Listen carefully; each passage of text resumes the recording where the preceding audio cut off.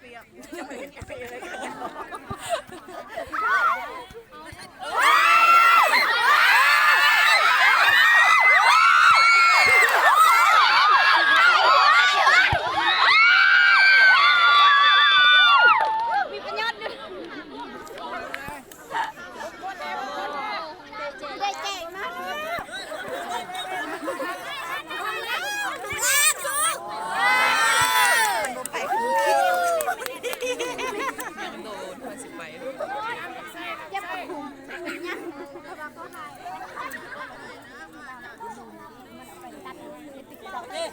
เจ็บกับคุณเจ็บแบบนั้น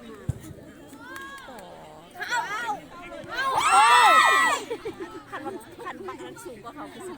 เตี้ยบอกแม่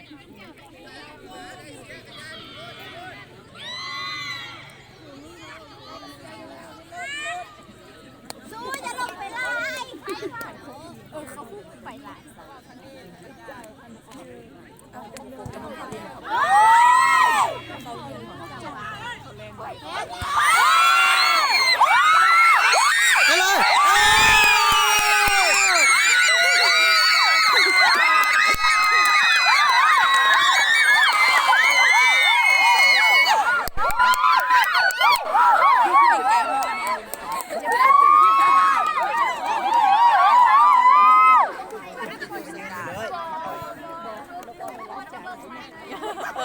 เวียนสอง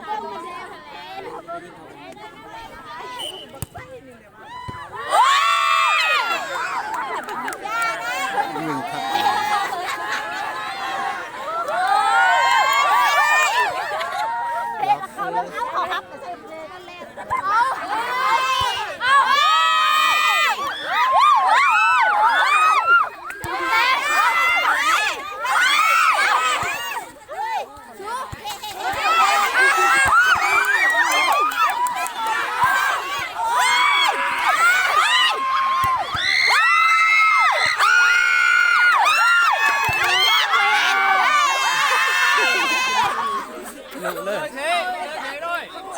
เก่งเก่งเก่ง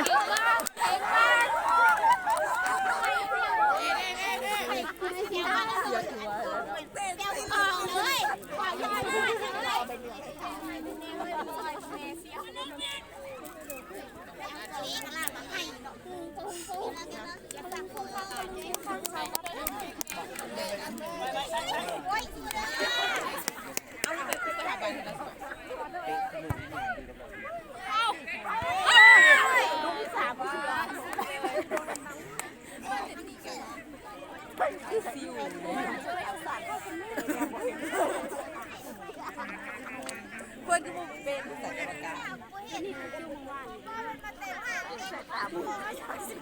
ยังอยากเป็นกรรมการนี่เลย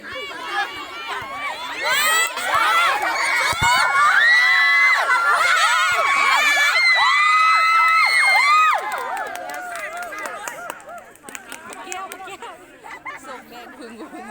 ขี้เดียนพันใบไปเป็นยัง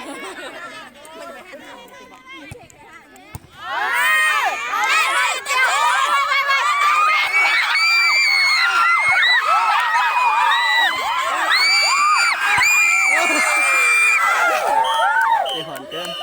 มาจ้า